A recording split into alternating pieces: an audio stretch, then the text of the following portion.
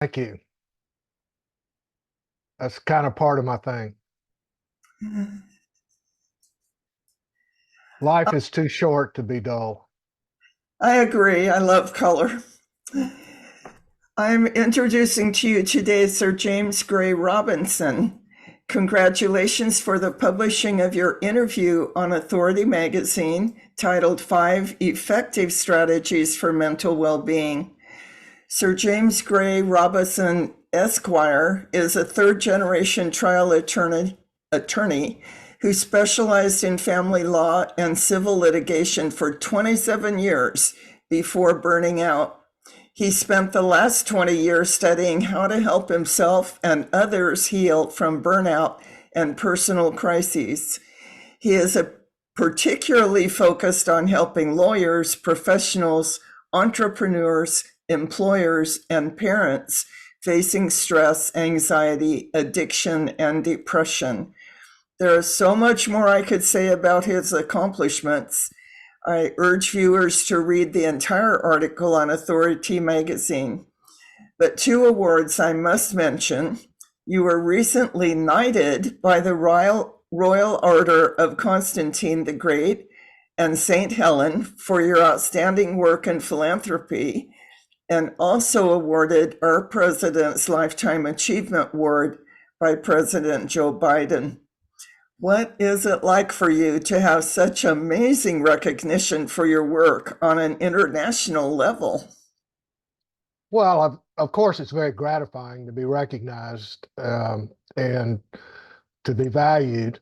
I think we all want that. And of course, uh, it was not an easy path. So it's taken me a lifetime. I'm 71 years old to get there, but I guess the message is don't quit, don't give up. Just because you don't get recognized for something right away doesn't mean you're not going to be recognized eventually. So it's, of course, for me, it wasn't done in order to be recognized. It was done because I wanted to help people. Right. And so I have done a lot of things around the world with funding water projects and orphanages and helping children, educate children. I've built wings on universities in India and provided medical care to orphanages in India and all over the world. So that really was the, excuse me, the reward. Of course, being recognized for it is secondary, but it's always fun to say I'm Sir Gray. But Well, it's I grew up reading books about King Arthur and Knights of the Round Table, and always dreamed of myself as a knight in shining armor. And so to actually get the title in the piece of paper is gratifying. you were expected originally to follow in your father's footsteps and yet hated being a lawyer. The stress of doing something that you hated led to a major crisis that changed your life. Can you please tell us about that? Well, after 27 years of doing something I didn't like, I'm a problem solver. I don't like conflict. So for me to be a trial lawyer in order to try to prove myself to my parents was counterproductive. Yeah. The real problem though, the underlying problem was that I didn't know how to deal with the stress. And in 2004, when I had my nervous breakdown, there weren't a lot of information or techniques that were known. And, this is before the internet, Right. or right when the internet was coming out. So there wasn't a lot of information. I was in therapy. And that wasn't working. And what I've learned since then is that there are actually ways that you can manage stress, that you can, as I say, turn stress into success. But just the constant arguments, the constant problems with clients and opposing counsel and going into a courtroom was more than my psyche could handle. And as I said, I'm not by nature a fighter. Um, I liked helping people. That one of the aspects of practicing law was gratifying, is that I was able to help people. And ironically, I was a very good lawyer, Yeah. but the money just didn't make it worthwhile to me to suffer all of the stress and anxiety that I was constantly uh, heaped with on a day-to-day basis, and it just finally wore me down. But now that I know the ways that people can deal with that, I'm really having just as much fun teaching people how to deal with it and how to change it, how to transform it into something that is actually fun. You mentioned having multiple near death experiences that have given you a deeper connection with the divine. Are you comfortable sharing a little bit about that? Certainly, I've um, made a movie about it, and it'll be coming out in January, called Beyond Physical Life. And it's the thing is that in the United States, there are approximately 700 to 800 near-death experiences every day. So Wow. this is a common phenomenon. And but what I looked at it, this movie, and what I wanted to make this movie about is, how does that experience change people? Yeah. Because the thing that I saw, that the people who had valid near-death experiences, they weren't just making it up. But the people that had valid near-death experiences actually had a huge change of personality. They had a change of perspective. They had a change of mindset, and they literally pivoted in their life and went on to do something of service and humanitarian. They were much more concerned with how the world was, uh, what was going on in the world, and what they could do to help that. And so for me, I had a number of out of body experiences, mainly due to catastrophic injuries. One, I fell off a building. I had a catastrophic rugby injury to my head. I've had, uh, I was a horse trainer for 20 years. I've got seriously injured doing that, and a couple of other experiences. And the thing that really, I was just reflecting on that this morning, in fact, that the last one I had was a couple of years before I had my nervous breakdown. And I think what happened is that I just didn't feel motivated or encouraged to continue practicing law, because I felt like I had a bigger role. I felt like I had a bigger mission in life than, just simply helping one client at a time. Although, they certainly appreciated it. I just didn't see society or larger groups of people benefiting from what I was doing. So I decided to shift my focus onto what can I do to help the world. And that's uh, when I started uh, helping other people, understanding what was happening to them when they were going through their crisis. And by writing books, making movies, and these other things, I'm reaching a much larger audience than I could ever do practicing law. So will this movie be a documentary of people? Yes, we have about 10 people who have had including myself, who've had documented near-death experiences. And they were all asked, what changed? How did you, not only what did you experience, but how did that change you? And all of them had life-changing experiences, to where they stopped doing what they were doing and they went into a much more service-oriented mode. One was one of the most famous people in the movie. His name is Daniel Brinkley, who was struck by lightning and was clinically, and actually he woke up in the morgue. Um, you Oh know, gosh. they had pronounced him dead, and he ended up changing from a government position uh, that was military oriented into hospice, and he has helped thousands of people transition. and his story is truly inspiring. And we have a couple of other people. We have a doctor who's been researching this for the last 25 years named Jeffrey Long, and he's written a New York Times best-selling book about near-death experiences, and uh, he's researched over 4,000 near-death experiences, and he is convinced, like the rest of it, that this is something real. It's not something that we dream. It's not something that we make up. It's a real physical phenomenon that actually changes people's lives. And I think that the movie will speak for itself. But it echoes what my experience was, is that when you go out of your body and you experience that peace and love and tranquility of being dead, Mhm. that you realize that whatever you were experiencing before was not what life was about. And so when you touch, I call it touching the divine, Uh-huh. um, you actually understand that there's a bigger picture, and and certainly death stops being such a fearful concept, and Mhm. so you can start really living a life that fulfills you, that is satisfying, and helps other people.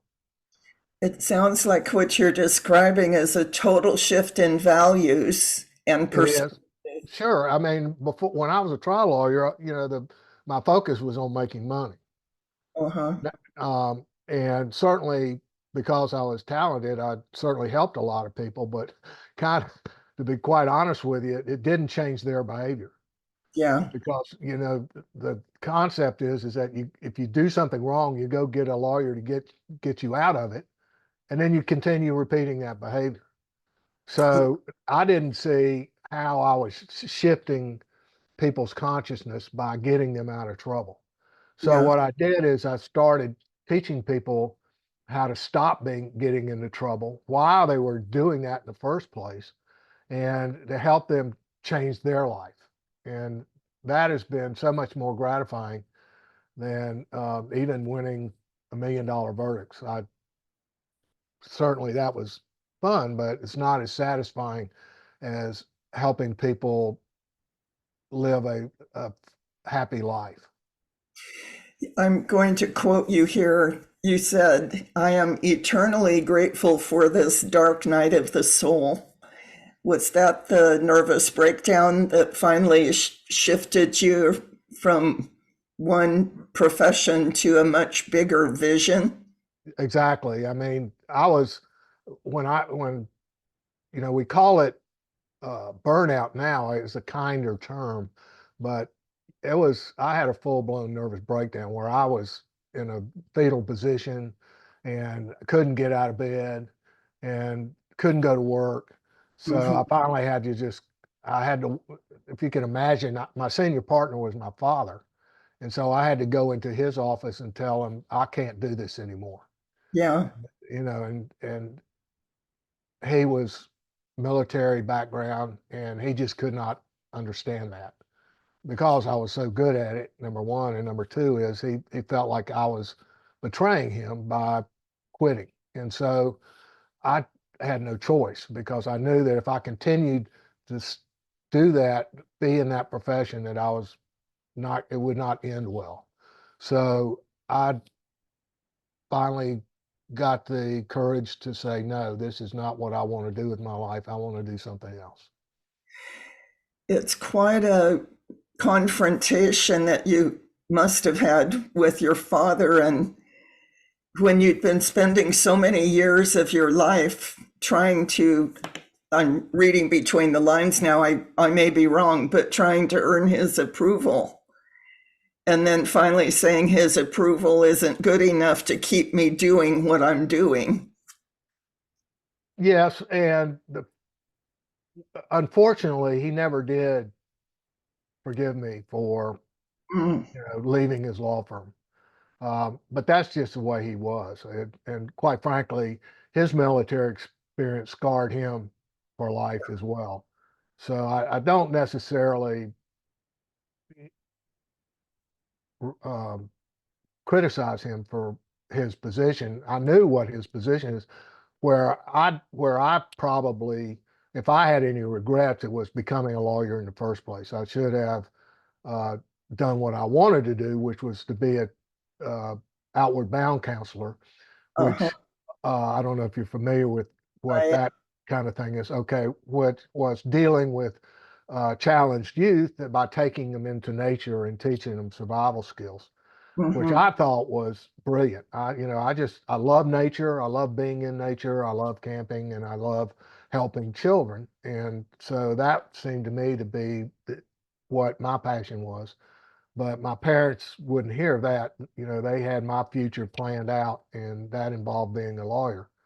So that's just the way it went. And of course, I'm very grateful because I learned a lot of things along the way. They weren't pleasant, but I got a lot of life lessons on how to be resilient, how to uh, empower myself, how to stand up for what I believe, and stop just doing what somebody told me to do because they were an authority figure. And so it's was a very graphic and uh, important lesson that I had to learn that to follow my dreams means that I have to have the courage to say no. And that was a lesson that took me 50 years to learn. So that was actually a godsend. So many children, young adults have the same choice between following the path the parents want them to follow and following their own path. But even as a young adult, your heart was with service, wanting to help young people in Outward Bound. You said when you connect with your soul, you are calm and happy. So, how do you connect with your soul? And by the way, I watched your TEDx talk. It, Well, it was that's very practical and very informative. when you understand the way the brain works, it's an easy answer and most people don't understand the neurobiology of their brain. And so they don't understand why they get so anxious. They don't understand why they worry so much. They don't understand that what their brain is doing to them, which is kind of a mutation from its original purpose, which is to keep us safe. Uh-huh. Uh, my experience is that in order to get in contact with your soul and to experience peace and calm and tranquility, you have to switch out of your sympathetic nervous system, which is the warrior syndrome, where people get triggered and they get into fight or flight. And that's an automatic response that our brain um, is evolved because it kept us safe back when we were wandering around the savannas and we had lions and tigers and bears that were predators. And so we had this very finely tuned ability to instantly react to danger. The problem is that society has evolved much faster than our brains have. And so what we perceive as danger isn't life threatening. Yeah. Our bosses yell at us, our children are disrespectful, the political candidate that we desperately want to win loses. All of these things affect our brain the same way as if a lion charges at us. And so we automatically shut down and we go into this survival mode, which floods our body with adrenaline and cortisol, which makes us nervous and anxious and afraid. And that's how we survived tens of thousands of years ago, but we don't need that now. So, in order to get in touch with your soul, as I call it, as you have to shift over to what's called the parasympathetic nervous system, which is the other part of the autonomic nervous system, which calms you down. It Mm. floods your body with melatonin and serotonin and oxytocin and endorphins and dopamine so that you can relax and feel good and connect and have conversations and problem solve, which is the way we should be 90% of the time. Right. The problem is that we're not trained in this society about the way that our brain reacts to stimuli. And Yeah. so this just kind of happens on its own. And until you observe the fact that you can actually turn that on and off, you're not a slave to your warrior mode. You can turn that off by doing some actually just very simple physical techniques, as Uh, I explained in my TEDx talk. And so when you turn on your parasympathetic, I call it the guru mode, you turn uh, on your guru, then you feel calm and loving and peaceful. You can problem solve, you can create.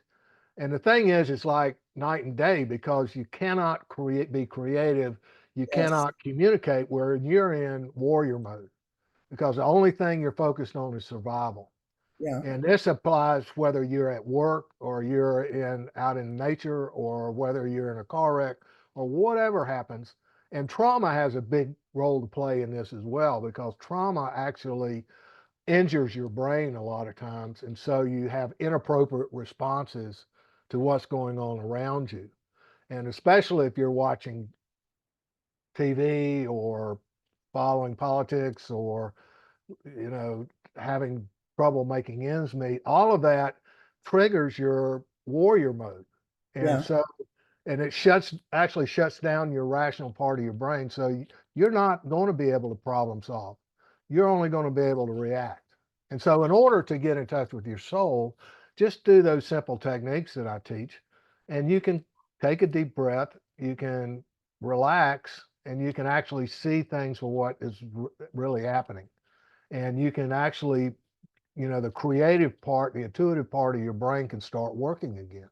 Uh-huh. And by the way, you also start to digest food again, and the nutrition that you actually need to maintain your body starts working again. If you're anxious and afraid all the time because you're in a stressful job or you've had some traumatic event in your life that continues to haunt you, you're not digesting your food properly. And so all of that causes physical problems in your body, which just adds to the anxiety and worry because it's your body that's causing the worry, not just outside stimulus. Yeah. So until you straighten out your digestion and your nutrition, you're just compounding the cycle.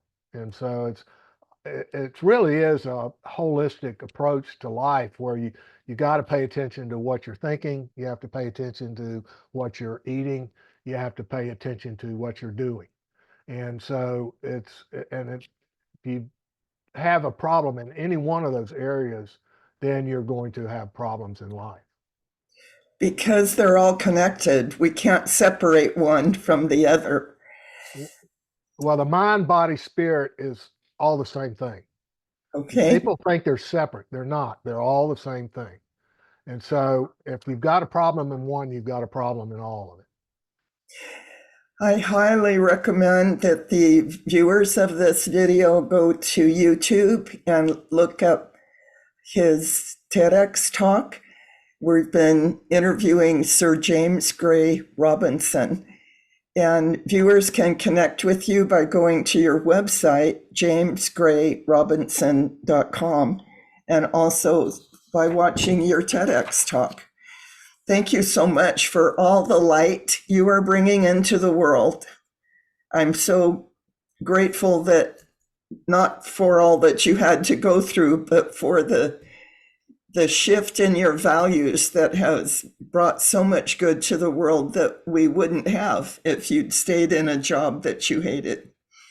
Well, thank you, Nancy, for helping get people's messages out because, it's people like you that are changing the world as well. I have a message, but unless it's broadcast, it's not doing anybody any good.